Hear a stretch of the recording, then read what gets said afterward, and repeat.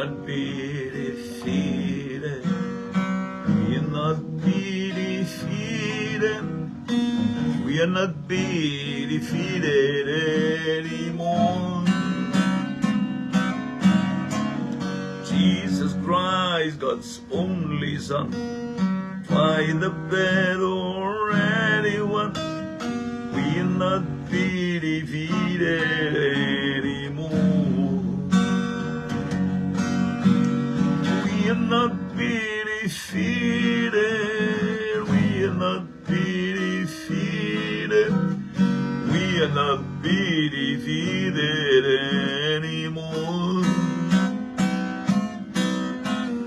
Jesus Christ, God's only Son, by the blood, anyone will not be defeated anymore. Matok telito fire inay, matok telito fire inay, matok telito fire inay. Yesu keriso le ano le atua, tau le tau au le mano malo, matok telito fire inay.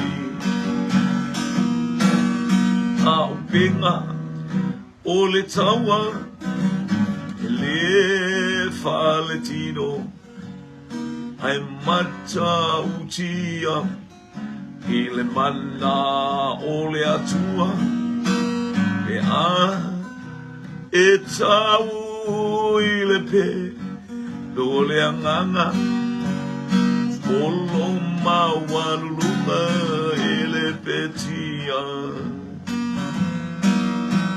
The weapons of the warfare are not carnal, but they are mighty, mighty through God. When you fight, you see the sword of the Spirit. Every stronghold must come down. Yellow boy to Monday by Lord. The holy lie, oil be ingam of Pali oil be Fanny the Elo Swaf by Ia Fama, Malunga, Tia, Silly, SEO for you. Only a 2 or 5 Matota Patu here, Tileman, only a man of Ia Fantasima for now. Yamato, ye for you, Engam of Vita Wolf Tango, the neighbor and all level. Tas mai family ai pena te fai langi le ngai mai lo painga o Yesu. Amen, amen, amen.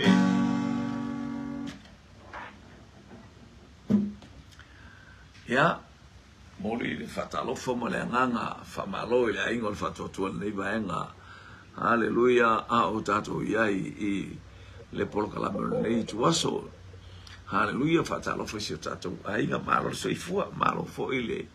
Tau atai ia mo foi sinei va engo na stofi le anga le leo le tua ia pe la vo le tato o mai tu tia uma le a foi uma le masina tu taiao ia tato fato foi le ia o que to pai o ko e lua masina so I o sole ia le malo le folau malo le fato to I malo foi fai mea onga fai foi suenga na tama tia le foi fai tato suenga la to ia ai mainu e mamao le ala o nai mata upu na aiti faton ton fui ava SP talofa a olo savali ia vi ia le tua ni vasila talofa clouding tangi lima matangalu moe mai talofa lautala tokuma hallelujah vi ia leli praise God hallelujah clouding tangi lima land slam sam ia talofa Anthony tanuvasa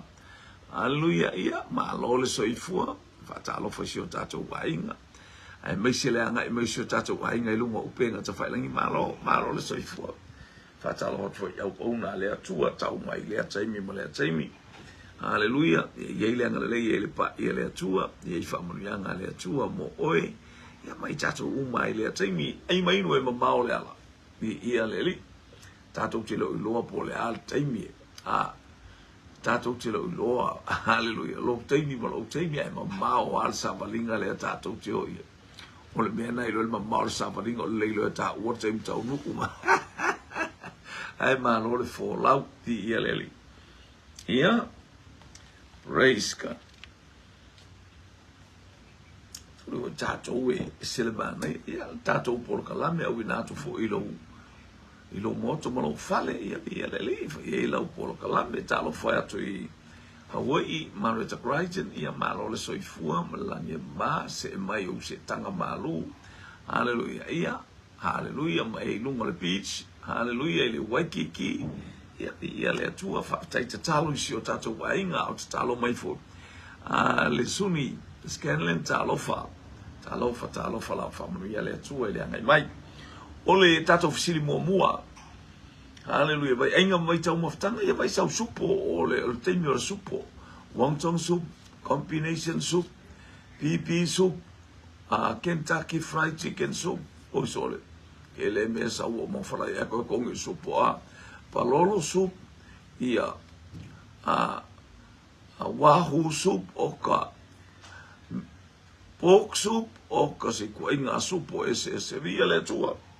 Fa supo la tama se tu ele vai nga ke mixing fa ele nga ke kakao mas eu atu isi tama i fala makala gigi ya bi ia le atu o ka hallelujah tatfata tale atu tinele mai manono portini le mai molio lava ia la saufu i tatou supo nei oli. Hallelujah. O i te ngata pulu nau e ta ofi mea tō tino alona ainga. Pulu nau ta ofi mea tō tino le ainga na otia ia. E nga ke le fia wha mamurua iskanga, ke le wha kaua iskanga. Nau atu i te ngata aia. Nau atu i te ngata mawarulunga. E manao e batu se tupe aia na te le mai maua se teimie. E avo. E tu tia ia ina te tau fia mea tō tino na whai o e ona tama. Ulalia Lela Manua Talofa, Josephine Maria Hunt, malo le soifua. Feala lau fou, Paselio, Manusina Talofa, Fatalofa tufoi, ile ainga mai manurewa, Ropeta pele Masina, ia. Hallelujah, whaftai mo le whatalofa. Taifo mo le whatalofa, ile aingo le whatotua mai a Marita Crichton o Hawaii, i ia leli. Oka le oaile ingoa, oaile tangata. Pulu nau e ta ofi, me alona ainga na manao i ele tangata, manao tau avela na pule manona maros aya. Sa fumaina te whataua in tupe fumaile ai. Ele apatua me alo wai. Na otia. Na otia o nora tau whai o tangata le ave mea ai le mawhaina ia tu ua i eisabano.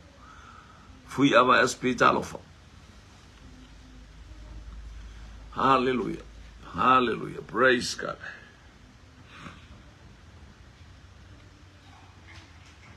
Mana o i el tupu na te whaonga ina. Na te whaonga ina ma whaatau whanua ai mo kua le ai ma se mawhau ar kamaro e whainga a mea no e sele maa nei o le mea a e o ina e tilo i mea tā ua i loa atu ai mea na whai e siau ta mama siau tina siau a inga. Hallelujah te le mana o e se lo sa e se lo o langa e te mana o e tā ofi o ai le oti o tā ofi el tamano. Hallelujah, praise God. Jesus is Lord Worship Center, Papakura ia, Fatalomatu Papakura ia, ia nga leo le atua, ili nei vaenga o le maftanga le whanau o le atua. Leo tale me Marita Crichton, o nā pota. O nā pota.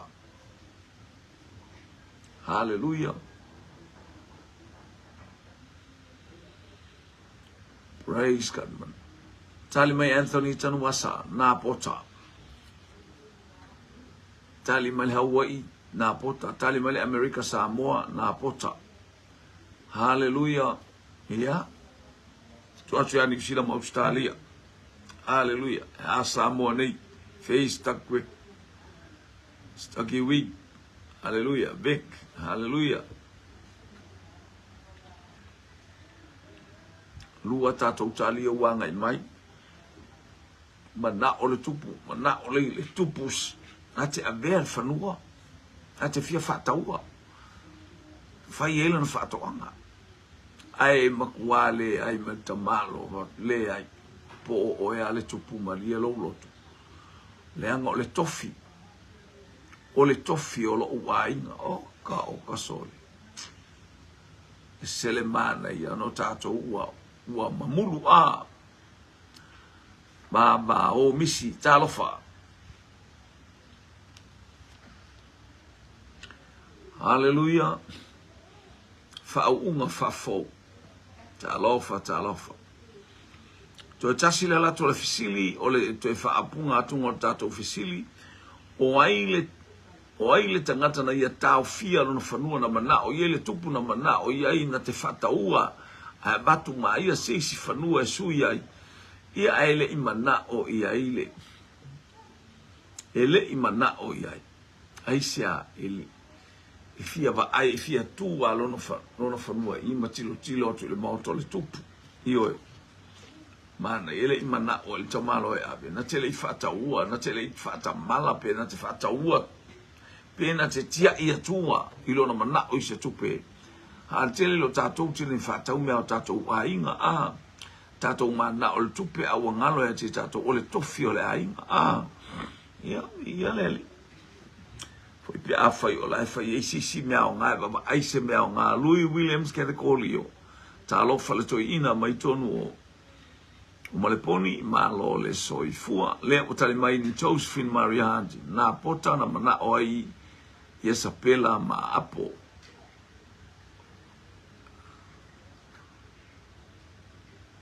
ea mana ia tali pualoni na pota tali tato fusili fa tato tali sa o le lele tali anga i mai malo fopa sa o le lele malo le sa o le leile tali e sele mana i o lo tau fia o se meua batu ele atua i ate oe haleluia uni e whaia le uni e whataua lo tofi le ai e tasi e pei o e sau a uni e whataua lo tofi i le ai e tasi na oti fia ai ai e whataua i tofi ai a e ai ma se mana o ni tupe o ta malo ole aya malie elwane haleluia ele tu uia le pala na tele fataua na oti al nei tangata aya ia le tau si la faele talofa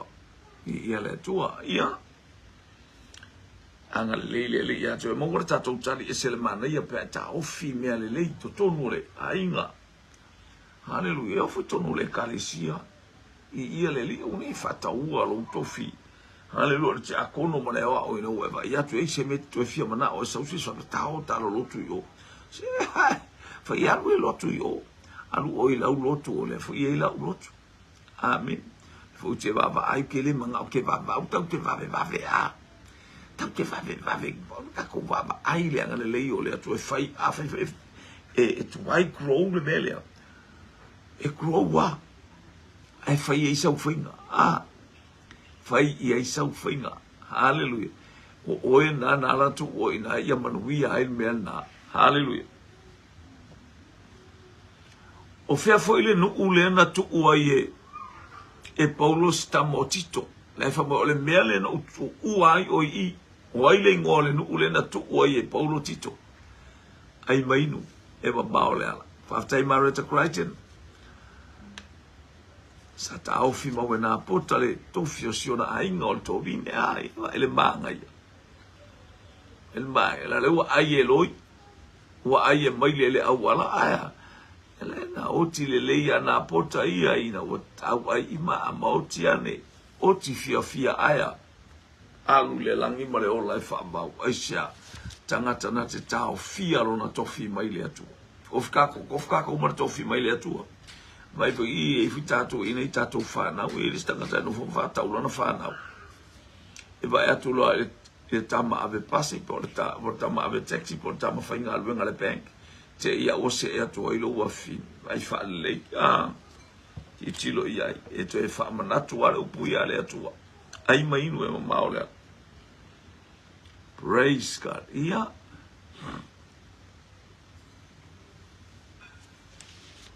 Praise God.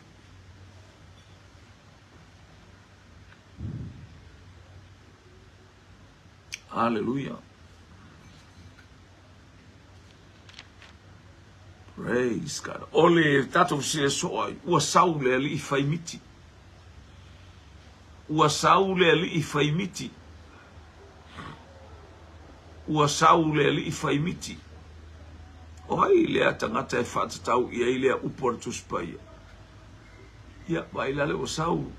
O sau kako ukamba. Ioe. E ula ia I tele tangata eita. E ula ia oe. Ia. Whaftai lang sunga le. Au ona le tua. Ia e kakia le ilmatangi ia. Hurricane. Tamala mua. Ia. Ole ofuno watu au mai. Na whainga o. Whaina o le whaile po kalame ina le meta ua o Lower Heart. Po ina e na whai po na. Po nai nai po le aia. Na whai e le po kalame. Ai ofa fine au mai. E saupa fine mo le ofu mu a lalo I kalai estete ale. Ia la ua enga na. Ia ai. Ai ese fo ile e anga e watu mai fo ile teine le tangata ole. O pito nu leo ma le ofu belo ofu le ia le la o saule le faimiti le o sau fetu fo mo yava to fo mo yava Josefa bua longi Josefa vi ia le fa talo fa to ainga mapu fetu haleluya bua longi Josefa be ila titi ba ia ilalo wa mua ringa ukala ngua lo me mikai lo ofu son Sio tama fo ile malo fo pa. Hallelujah. Ia o Josefa. Ulu vai ainga Josefa. Ai mainu e mamao le ala. Ropeta pele masina. Josefa le pele a Jakopo oka sauman fa umi e selmana ia. Mareta Crichton tene Hawaii. Uso o. I'm Josefa. Ia. Ia o Josefa a ia le li Anthony tanu masa Josefa le atali o Jakopo. Hallelujah. Susana fetalinga talo faretua malo le soifua talo fatausi ile fale la faele ia le ali. Praise God. Ai mai no e mamao le ala ia le o se e mai tene le mai se e mai tene le fai funga e fai sanga supo sea supo funga a ia vi ia leli haleluya ia na foi la fa pena se a foi lo wa malo au prongo ia na ai fa pete ata mai ile kau foi aqua ale la mua ia ti ia lunga la mua a ia fa ta lo va to ana tongia ia leli upula matia Talofa vi ia leli. Ia leo watale tato visili leli fai miti mata le tele tato o isi miti o falinga. O le miti le ala kwa mare le o ta o le ia o le miti o le falinga mai le atua. Bana fata na fai la miti. I had a dream. Sa fai la miti ana po. Fa mata la miti tof tato mo le miti. Ia miti e ai lo tati ai falinga. E ai le miti e le isi wharinga wa e miti a oela tōwi ai e tele o fi tam whaintai lo wainga. Hallelujah, po afo ini mea o tutupu e wha miti ai oe. Ai e le wharinga e tau ia te oile miti. Hallelujah. Mareta uso Josefa ia Josefa whaftai. Lea ua mawara tātou tali ia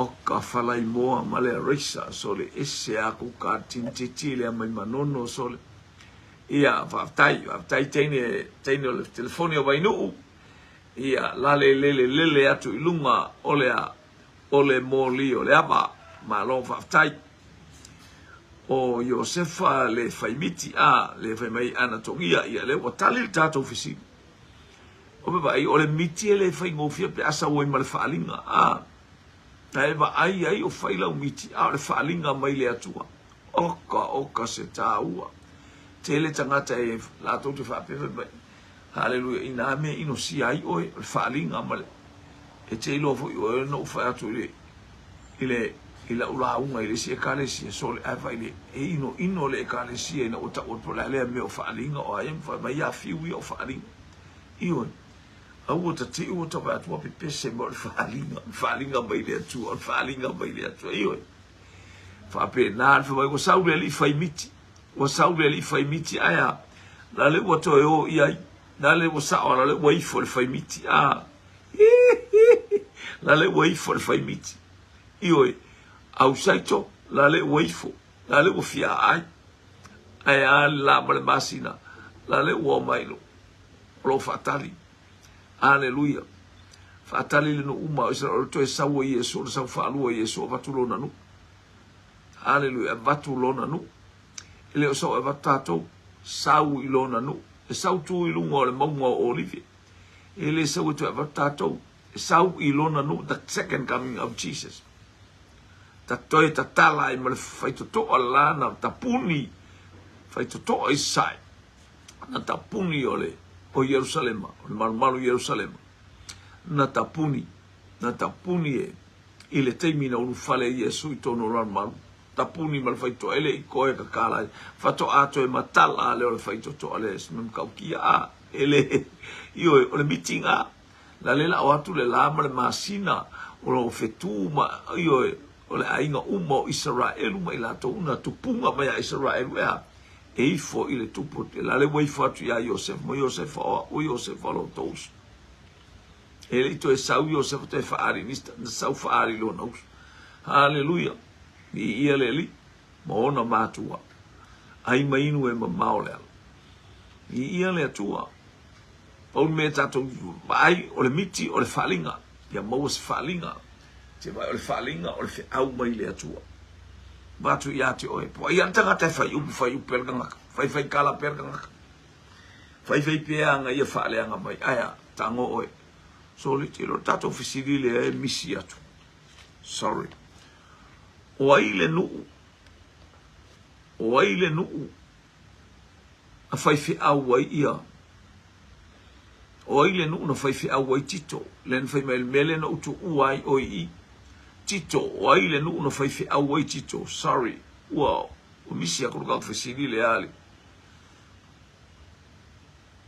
ia ole Eastern Cape ole Golden Gate asa ava tai mai ava tai ia le ia pe o ole baba ia tu na ia e selma na ia tato baba ai le falinga na ave ia Josefa le la to sa Yesu e tu i lunga ma una na fa pe na Jerusalem voi e sa oa aya hallelujah e to fa pe na lo sole sa orka ko o sa o mo ia le Yesu le tato te le sa tala no mai ai ia le to valo posima talofa ia le o tali mai lu vai ainga o Kereta tali mai foi anatongia o Kereta tali mai ia anatongia Kereta feto fo mai ava Kereta fele nu una tu ois tamale no foi fai fi awai ropeta pele masina tene manurewa Kereta anatongia al tintitul molio le ava America Samoa ila uli haleluya ele o ila uli etele yo o America Samoa mena mana yo lo wal molio le ava ma walunga ia ye sia so ka ke o Golden Gate sole ole vai po ele ka wai mal fai fi au fa mol mole fa ele wa pa mal fanga le ia ropeta pele masina o Kereta Anthony Tanuasa o Kereta Marita Crichton Teni Hawaii Kereta hallelujah Elia Elijah Malia lenga o talofa muli vai pale so talofa ia fa talofa to fo il tau mai ole tamai tai il mota ia tau mai sa tau mai tai ia malo le soifua Susana Fetalinga ke reta tua oi masili fa mole au le fia me pa ia fa mole tau ana lau le tangata la tonu ele ia se vai taulo fa peane o ke reta I vai lano ia wai foi vai fale alili vai lano ele o puta Haleluya, ile vaita ele o puta. Ia vi ele tua faaftai.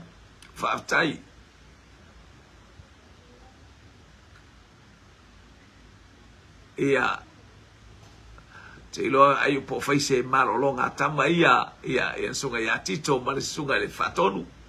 Ia vi ele li praise God.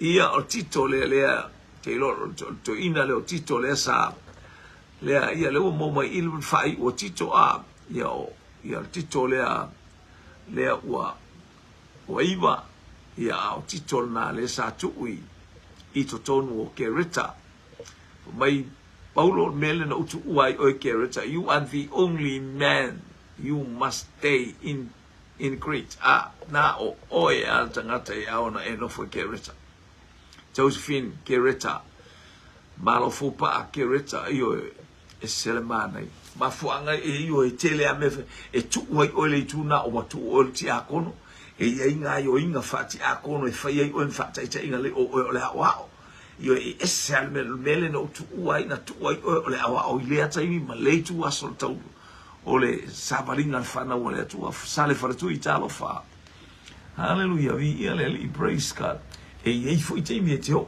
tu lang fai fa tu ia o ka mo ale e vai le ngule io o wona e fa pe sele ia mo so fo mo sili le lo le fia ia fa tai jema tito mo sa mo fa po lima na ia ile upu fa pe na ia le foi tau fa pe o le mea le na o tu uai o ke reta ala na o so nei fisili ala lo tu so fo ia se mana ia o pa amani ia e loa nala na tuu o ina ele ainga.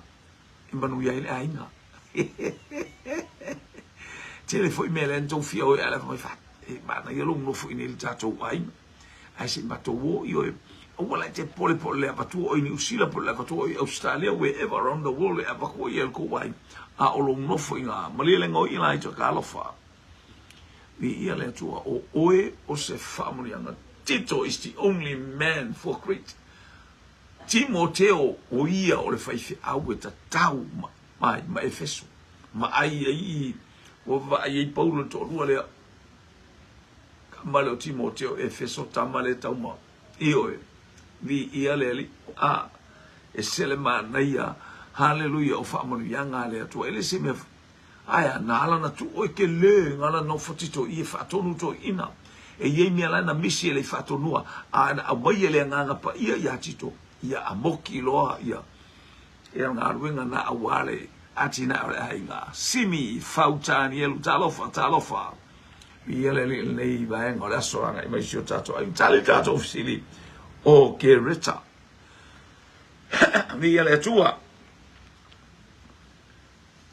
o fea sa leo ma moe ai uso o le faimiti fea sa leo ma moe ai uso Iosefa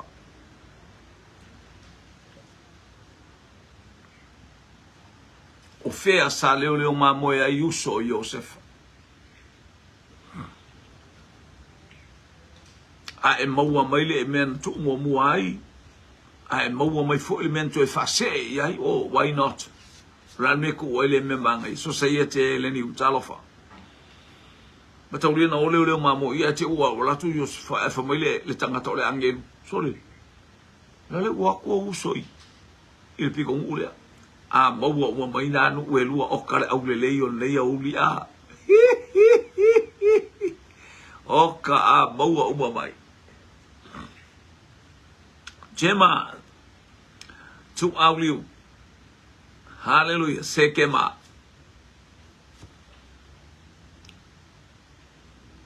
anatongia totana se a fainga kinge ia ma lor fai mea onga tali mai tene mai manukau mall sunga o inga le puka ko le ua bangoa ia ai le ta ua tua ia te oe ana tongia to tano le mea uti ala tuanga iai ia le fa pe mai te masale o le mo se kema ona o ai lea i to tana o ka mai le kengele ai anga makamaka ku ngai kamala ele alu se me ai mangai kamala leo ma moe ai mai no ma ole ala tali mai mo America Samoa to tana tanu masa family to tana Lucia ameto su a talofa tali mai titi le mai manurewa hallelujah praise God o se kema ole ato ai manurewa ta waro peta i aleli bo wasui se sino foanga hallelujah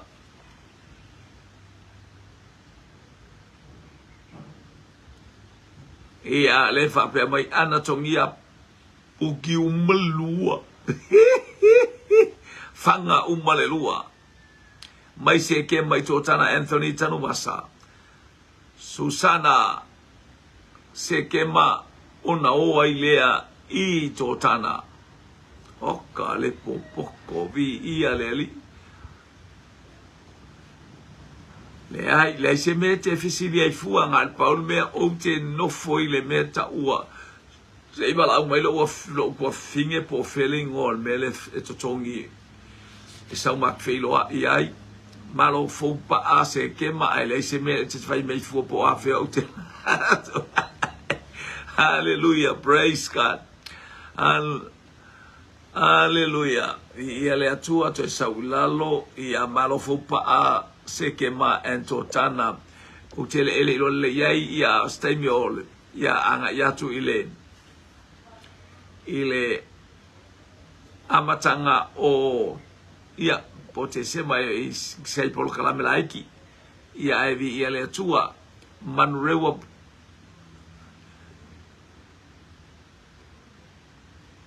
o le ai manurewa faftai ngai ma ngai ia manurewa hallelujah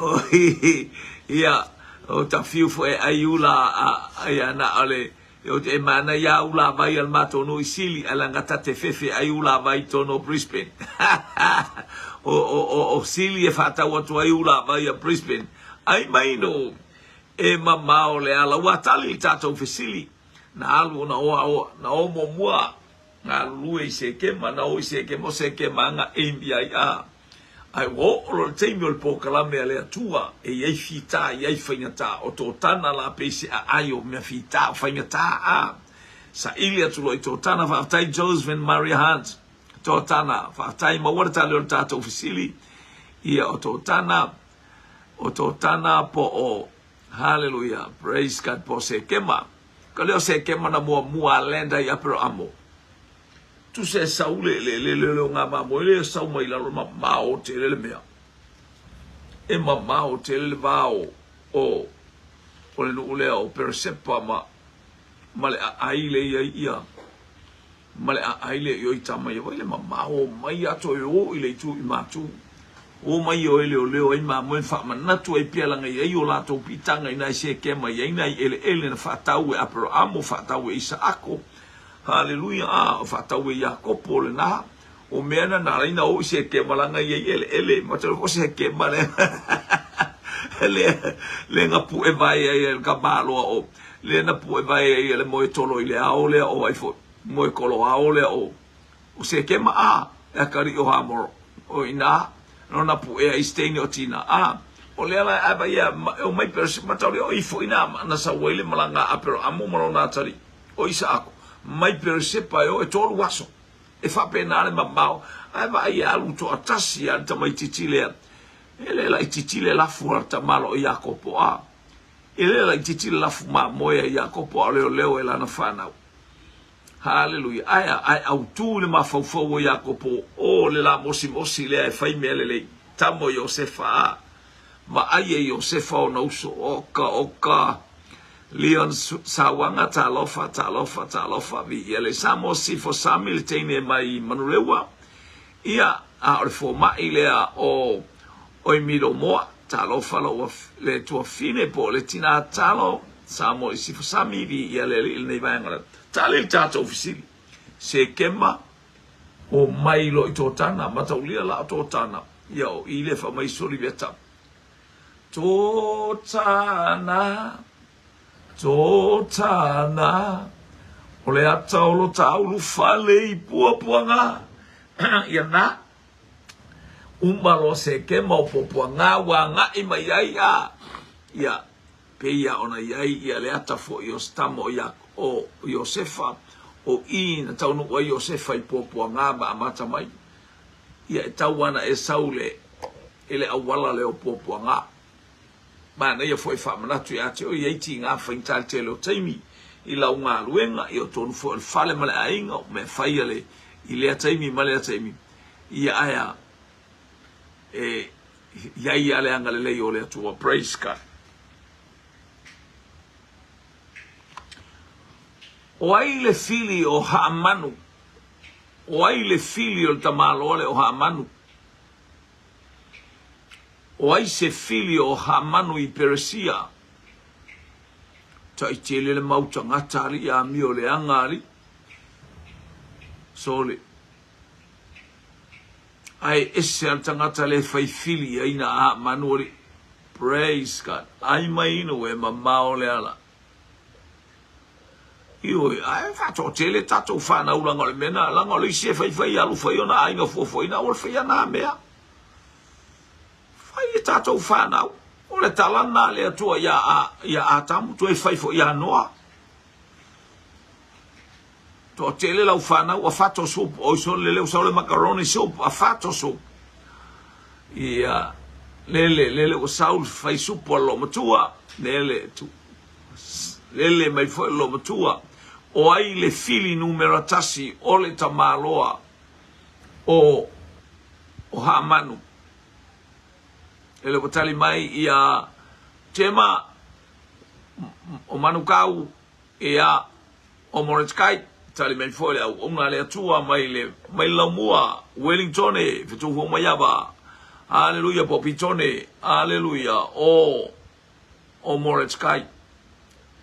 Hallelujah, ana tongia teinol molio le va solo vai le supo i masua ya oe pe vai oi e mu le supo anga e tali mai alo matua solo fai supo Mordecai mai teinol molio le va ai mainu le ho watali mai tama mai tafunga. Hallelujah, malai vale le fa va malo America Samoa. Hallelujah o Mordecai ropeta pele masina le teine mai manurewa. Hallelujah Mordecai Samoi sifo, hallelujah, le fo mai tonu o miro moa o Mordecai, Susana faltua, hallelujah, au le lei mai lano i savai, lale ua faimoia ia le kalesia le AOG, hallelujah, i to tonu o Brisbane, hallelujah, fatali mai ia ese aso, ia la tua isa malanga ia orto au, le fo wa eita mai fo il mato au. Ia o Mordecai mai a Susana tali mai Marita Crichton le tina mai Hawaii Mordecai malofo pa altama mai Taranaki. Hallelujah o Mordecai solo saolo le ule ke o saolo tato o la kalaka o ule ka wakua Lucia meto sua vi yeleli.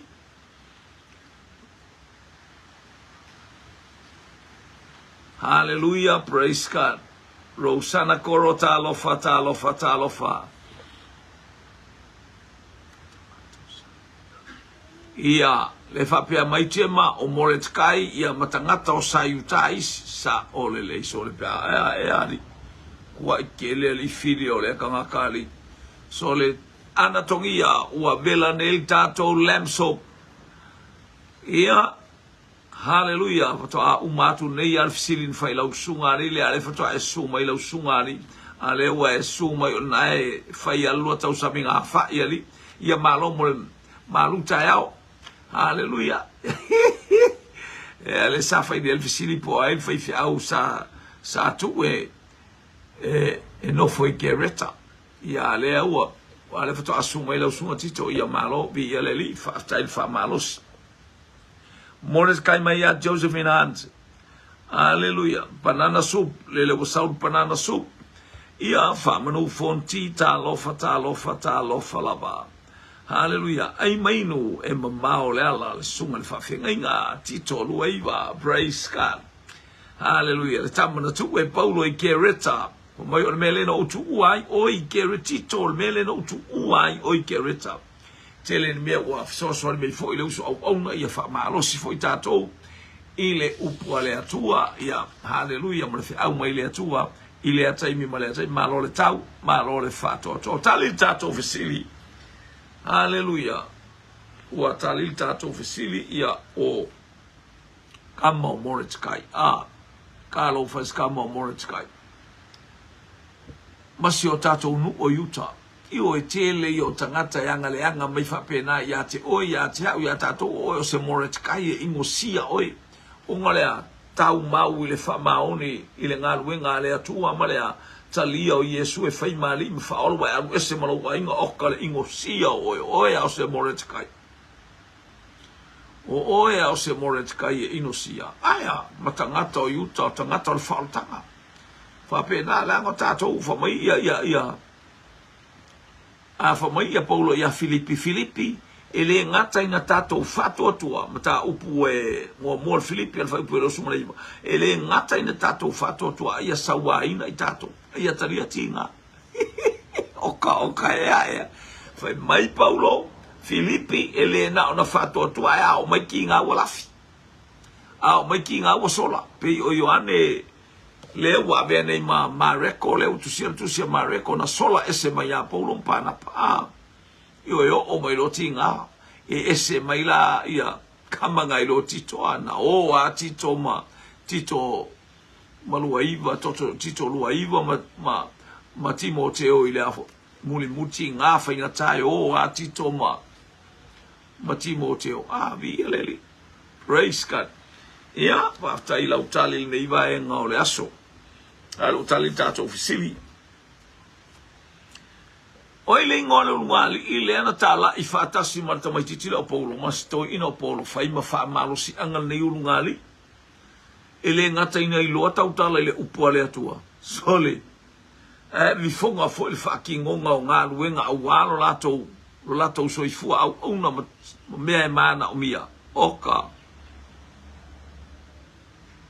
ia le umatu tatou por kalame ya manu a manu o ia le na matua io po le arco kele wa manu le sala lau solo I le lau langi o nganga fasala vei aya atu mau oi le li oka Israel futialo talofa vi ia le li malo le sumai tato mafuta I le neita yao whamanu fonuti vi ia le li le usau le tali o akula mapi sila le tali mai a jema tintiti le mai manukau ya suea ia jema fia maua se mete malanga I le tafa maleitu o inae fa mau ai mo tickets se fo ia I ngai manukau hall e te fisilia I le ngofa o la tane ia haleluya tali me pito wo mayava haleluya mai bitone le lau mua o Wellington tamole matangi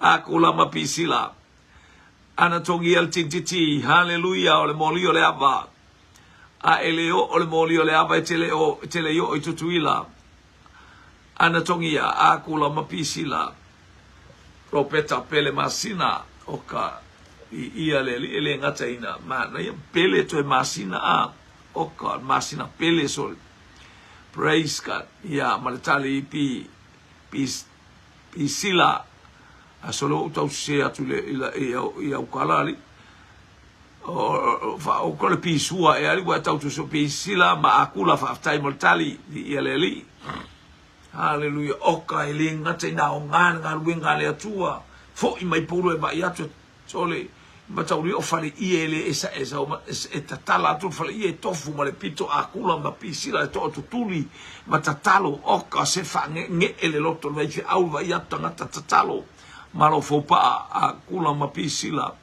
mareta kuraje le tini mai Hawaii haleluya tina tatalo mai Hawaii akula ma pisila okas o o in Sao Paulo o Sao asola o la o mai haleluia sa fai sa wala au mai ainga la se fatu la to fale ia o ka e sa no ala vea talofa malole soifua e se le manaia o se fasilinga malosi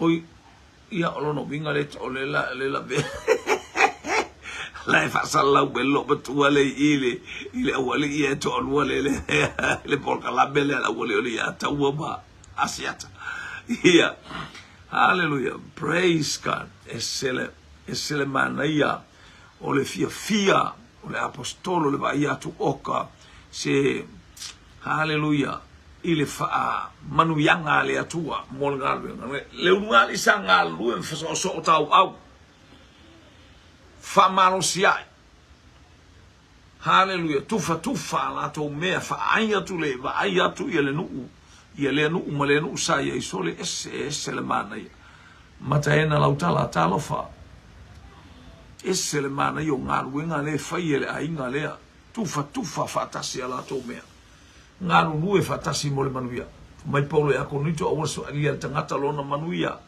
lona lele esa ili mo le o le tasi ia lele mawar tato tali akula mapisila malo hallelujah praise God ele ole malo si ele ole fita ele ole malo si ele ole fita a ole nganga ole atua o ai le profeta na momori mai ale savani ele ole malosi ele ole fita a ole nganga ole atua ina ufasu minute te ai le tula se fulu malelua ai maino e mama ole ala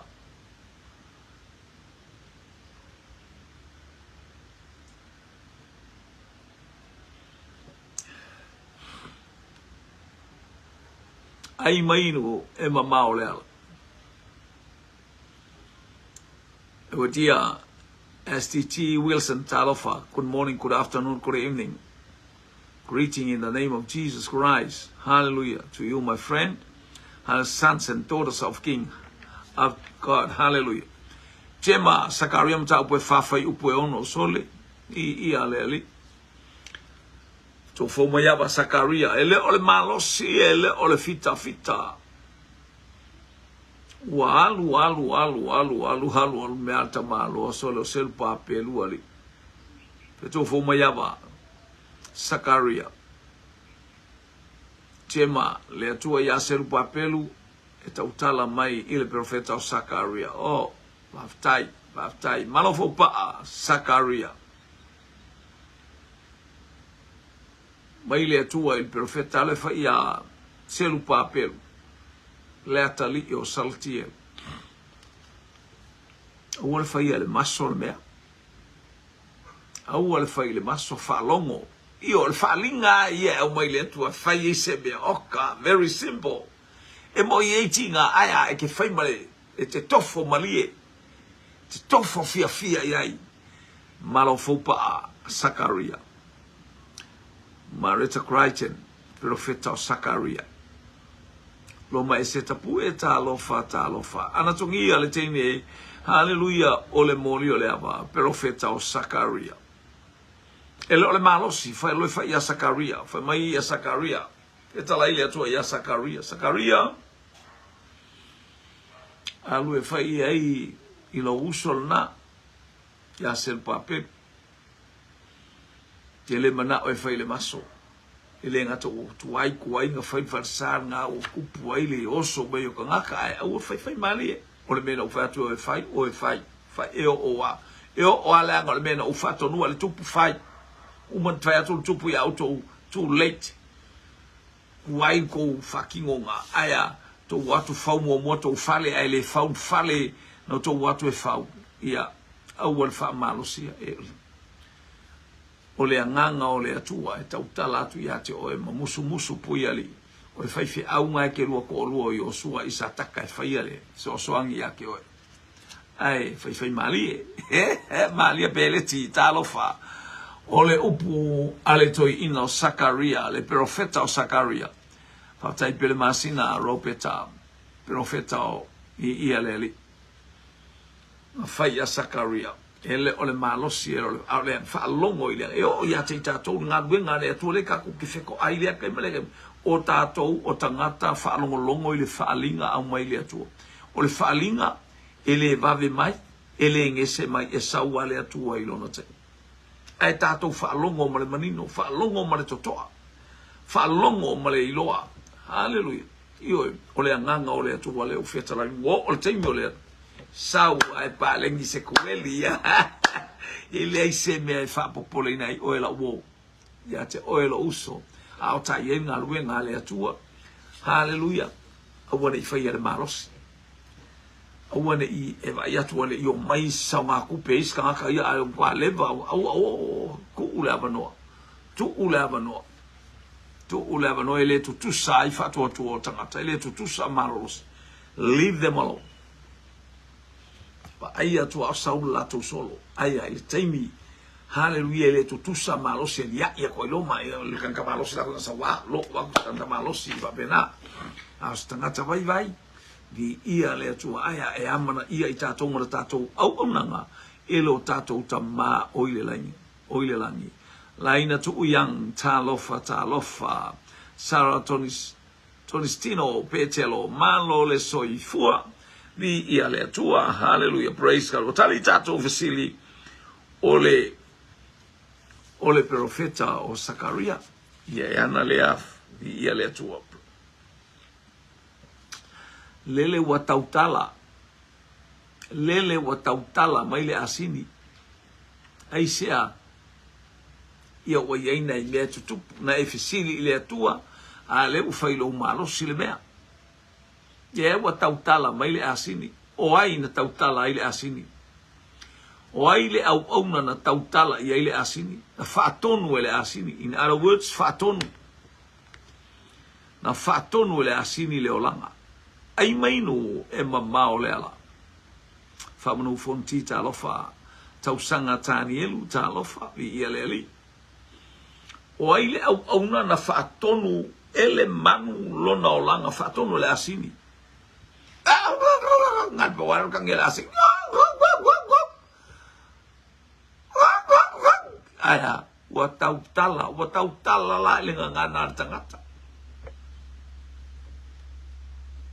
so nga faya o mea sole so nga faya ele fa pengala o manga ba watautala mai upu manino kwa pero fekanga o fai mai ele tamalo sole ka ve se mai sto fo mai ava hallelujah pitone ma Wellington hallelujah le hurricane ele lau mua martali o pala amo ia se mai foltene mai manukau o pala amo ana tongia teno le molio le aba hallelujah ia mama nono le motula poto na tangi ai le ungali I mai tu fulele manono petele va aisia u fa solo hallelujah was tolo mai mal tangata lo to lua hallelujah tangi ai le tamalo na sau hallelujah tema pala amo ana tongia pala amo Marita Crichton o Hawaii pala amo malo teni le Waikiki e hula I lunga le beach ia ma faila na mea onga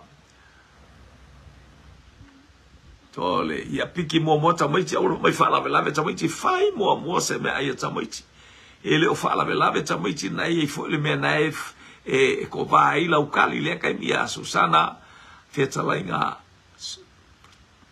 o pala amo fartua ole faife au Brisbane asoa onga satiatia ta lofa malofu pa pala amo ropeta pele masina pala amo ai maino e mamao le ala sito ino pala amo sefel asini se manu a afu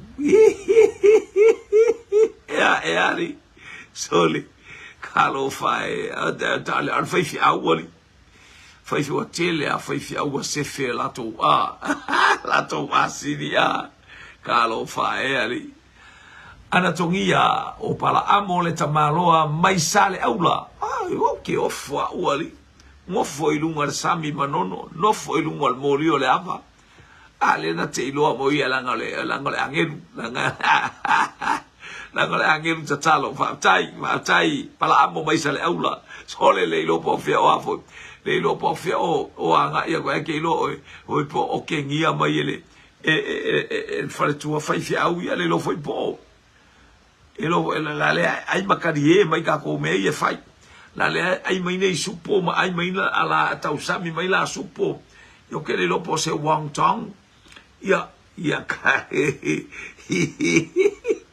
ia i supo fakumoa ia ai foi la mi mika ni la supo fakumoa le utali mai America Samoa ta funa le malava le tanu vasa family pala amo hallelujah.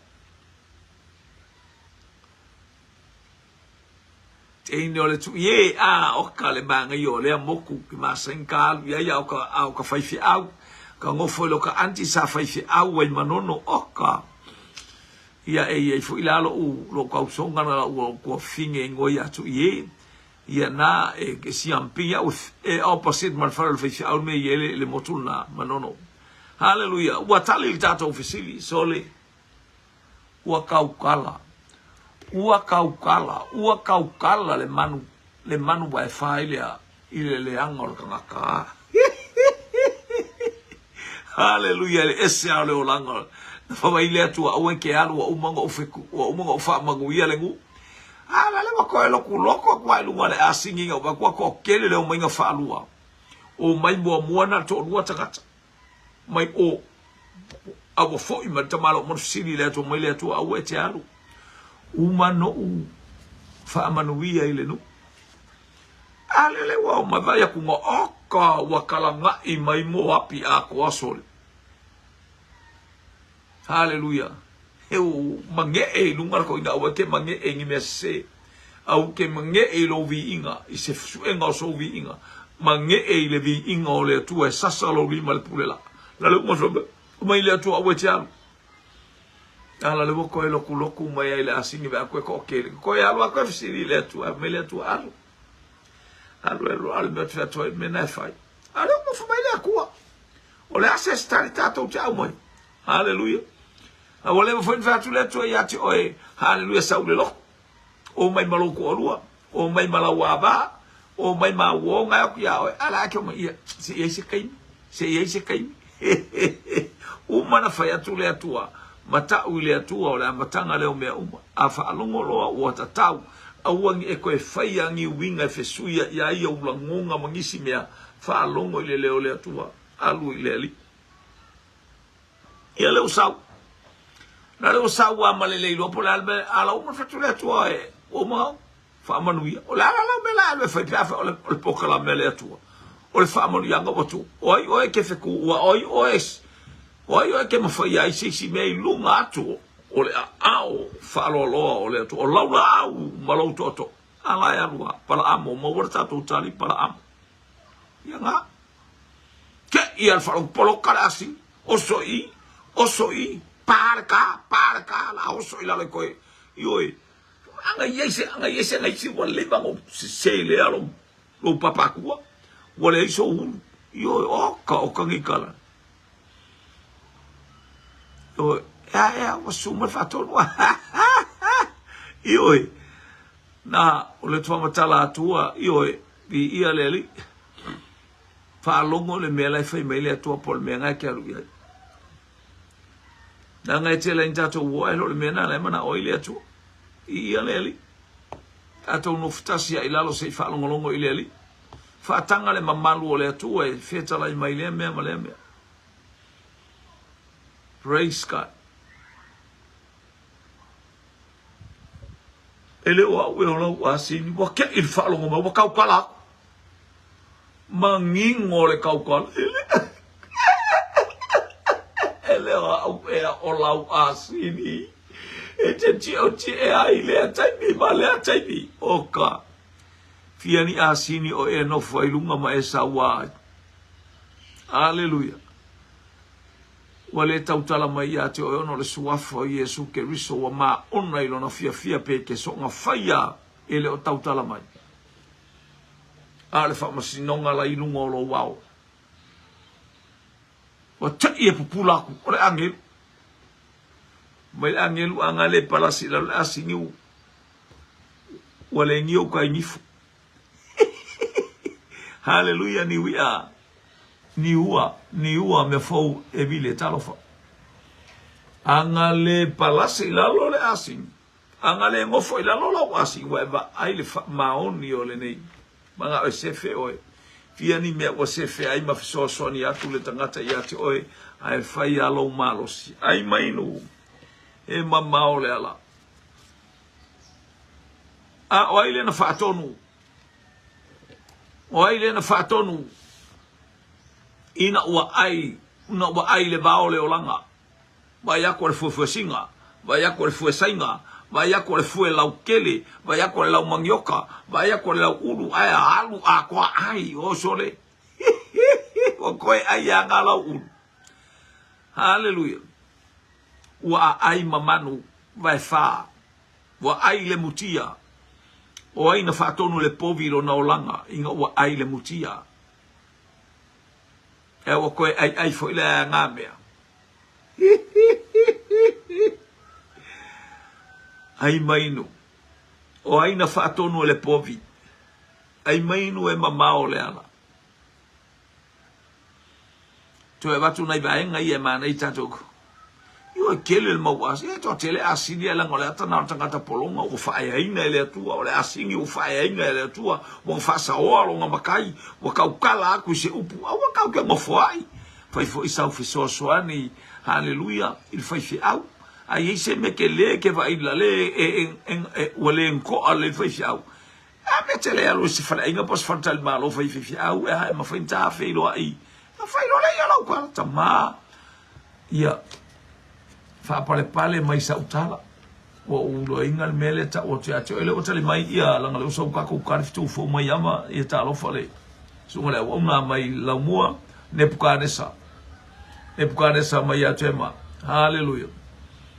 Josephine Hunt. Maria Hunt ia Nebukadnezar. Anatongia Nebukadnezar. Malo fo pa Nebukadnezar. Ia o le tine lea mai Henderson. Ia po le tine mai Glendine. Hallelujah. Po le tine o le maso o Tamonepu o isole. Se abe ali. Ia faftai. Ropeta pele basi nao. Hallelujah. O hallelujah manorewa. Nebukadnezar. Susana Fetalainga. Kamalo Nebukadnezar. Hallelujah. Praise God.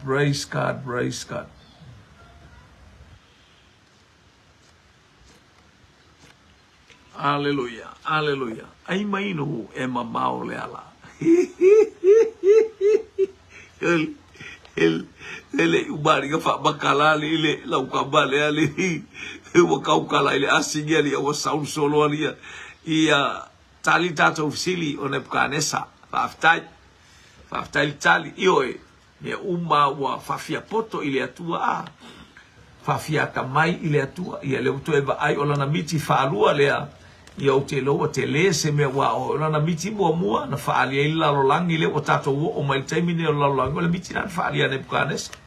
Hallelujah. Mai lava le taimi o Nebukadnezar o mai tato taimi wa uma na show ele atua I mata o le lalolangi ai mese tupu o le lalolangi fa ai ia sili ese lava le atua e ifo ia ile langi ma le lalolangi o upu ia Nebukadnezar lo malo ifo atu ile atua o le langi ma le lalolangi wa umar fa mai le atua o Tanielu ai ifo atu ile atua o le langi ma le lalolangi via leli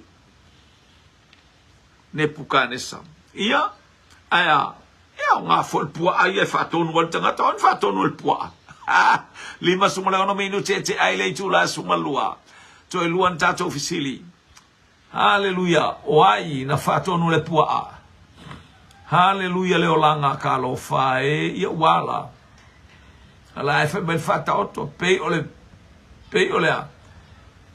e pe o le pua o to foi ile e alu le pala e alu le lo pala ia e whapena uma tangata e taun whaatonu mai e le o langa le pua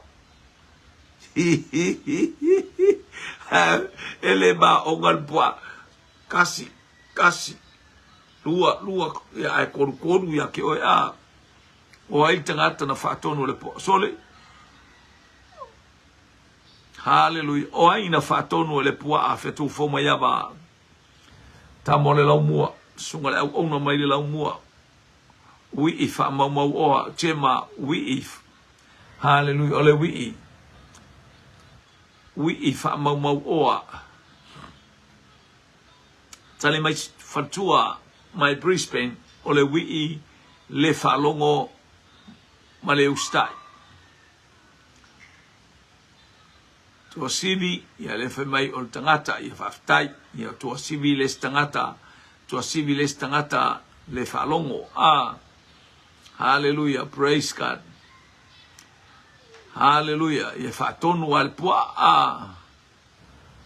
hallelujah ole wi ifa mau o mana ya falautele mai ya to sivi o tato o tangata ye tatau ona e fatau el fe au tato o wi ifa mau o ia ole wi fa mau o mai anatongia Anthony tanu masa wi fa mau o hallelujah susana wi male fa mai mau o ma fa mai mau o ia le tua malo fo pa ale wi fa mau o hallelujah Marita Crichton wi fa mau o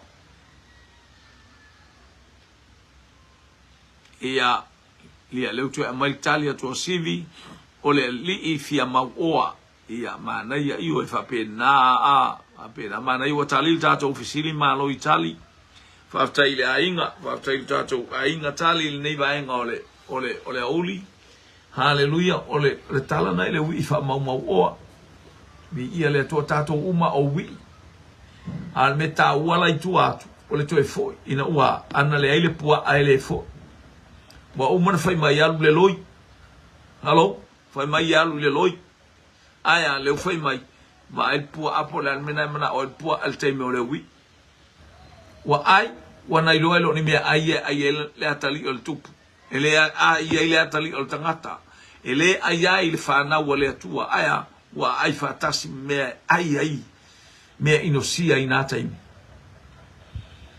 poto aka mai ele hotele a reto ile fale o toma o une wa o matelai no la utulai ma o foi watu lo tama tautino le ngutu tal tonu le loto tal tautino le ngutu wa o wanga sala yo luma awal to e faya mau io o i ai fai lunga le papua fian tangata hallelujah fian tangata o lai pua ale o langa ala ngo fuka fol pua va ai lo pua pete ai le pua fa pe o i ka lo fa wo ai le pua alo lolo ma le pa umu le pua wa tele le pua ai New Zealand Australia le mele fa le tawa le pua wa tawa tati ai lo fa tai wo ai lo ulu wa o mala malama i lau fe soani atia ana le ai oe o telefo wa o tangata fa vale